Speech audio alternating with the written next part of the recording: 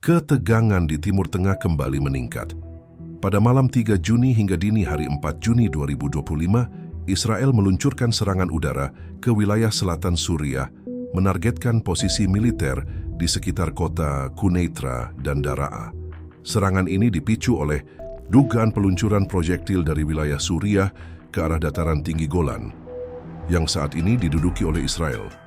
Wilayah dataran tinggi Golan telah lama menjadi sumber konflik antara Israel dan Suriah.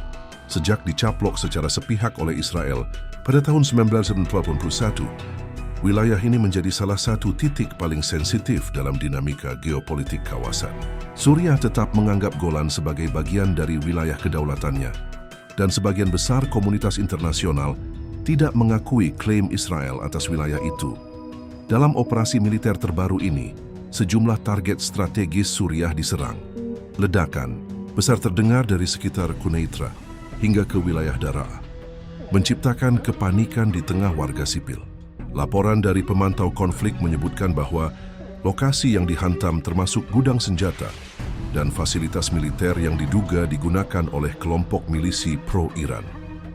Israel belum memberikan keterangan resmi mengenai rincian serangan, namun tindakan seperti ini telah menjadi bagian dari strategi militernya dalam beberapa tahun terakhir. Israel secara rutin melancarkan serangan udara ke wilayah Suriah dengan alasan untuk mencegah penguatan posisi milisi Iran dan Hizbullah yang dianggap sebagai ancaman langsung terhadap keamanan nasionalnya. Observatorium Suriah untuk Hak Asasi Manusia mencatat bahwa serangan udara semacam ini seringkali menargetkan jalur pasokan senjata dan infrastruktur militer yang memiliki keterkaitan dengan Iran. Dalam beberapa kasus, serangan-serangan tersebut juga menimbulkan korban jiwa di kalangan militer maupun warga sipil. Di sisi lain, Suriah dan sekutunya menilai tindakan ini sebagai pelanggaran kedaulatan. Namun, kemampuan pemerintah Suriah untuk merespons secara langsung semakin terbatas di tengah kondisi pasca perang sipil yang berkepanjangan, krisis ekonomi, serta tekanan dari berbagai pihak di kancah internasional. Serangan ini juga terjadi di tengah memanasnya konflik di wilayah Gaza dan meningkatnya tekanan terhadap Israel dari berbagai negara. Banyak pengamat menilai bahwa serangan ke Suriah dapat dimaknai sebagai bagian dari strategi pengalihan perhatian sekaligus penegasan posisi Israel di kawasan. Dalam situasi seperti ini, setiap tindakan militer membawa konsekuensi yang bisa menjalar ke berbagai front konflik lainnya. Kekhawatiran terbesar muncul dari kemungkinan melebar dan membesarnya konflik menjadi regional. Iran yang selama ini menjadi pendukung utama Suriah bisa saja melihat serangan Israel sebagai provokasi langsung. Di sisi lain, kelompok militan di Lebanon dan Irak juga telah beberapa kali mengancam akan membalas setiap serangan terhadap sekutu mereka di Suriah. Penduduk sipil di wilayah selatan Suriah kini hidup dalam ketidakpastian. Selain menghadapi dampak langsung dari serangan udara, mereka juga mengalami krisis kemanusiaan yang terus memburuk. Akses terhadap bantuan terbatas dan infrastruktur sipil yang rusak semakin memperburuk kondisi sehari-hari masyarakat. Komunitas internasional, termasuk Perserikatan Bangsa-Bangsa, kembali menyerukan semua pihak untuk menahan diri. Serangan lintas batas seperti ini dianggap hanya akan memperburuk ketegangan dan menghambat proses diplomasi yang sangat rapuh. Namun hingga saat ini, belum ada tanda-tanda konkret bahwa eskalasi akan mereda.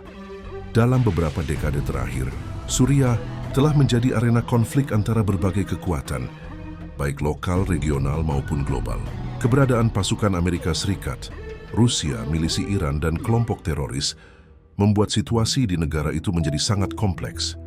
Setiap aksi militer dari satu pihak berpotensi memicu reaksi berantai dari pihak lainnya.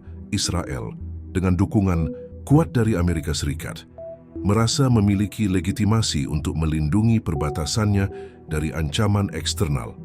Namun di mata Suriah dan banyak negara lain, tindakan Israel di wilayah mereka merupakan pelanggaran hukum internasional yang terang-terangan. Dampak politik dari serangan ini belum sepenuhnya terlihat, namun potensi ketegangan tambahan antara Israel dan Iran sangat terbuka. Dalam konteks global yang sedang sensitif, terutama di tengah krisis kemanusiaan di Gaza. Setiap serangan militer berisiko menciptakan rantai konflik baru. Sejumlah negara Arab menyuarakan keprihatinan mereka dan menyerukan deeskalasi. Mereka khawatir bahwa ketegangan yang tidak dikendalikan bisa memperluas zona konflik dan menyeret lebih banyak pihak ke dalam krisis bersenjata yang tidak terkendali. Sementara itu, publik internasional terus memantau situasi di Timur Tengah dengan cemas. Dunia berharap bahwa kekerasan tidak kembali menjadi bahasa utama dalam menyelesaikan konflik. Namun selama dialog politik gagal dilakukan dan tekanan militer terus menjadi opsi pertama, perdamaian di kawasan ini masih terasa sangat jauh. Israel dan Suriah kini kembali berada dalam sorotan dunia. Apa yang terjadi dalam beberapa hari ke depan dapat menentukan arah konflik, tidak hanya bagi kedua negara, tetapi juga bagi stabilitas seluruh kawasan Timur Tengah.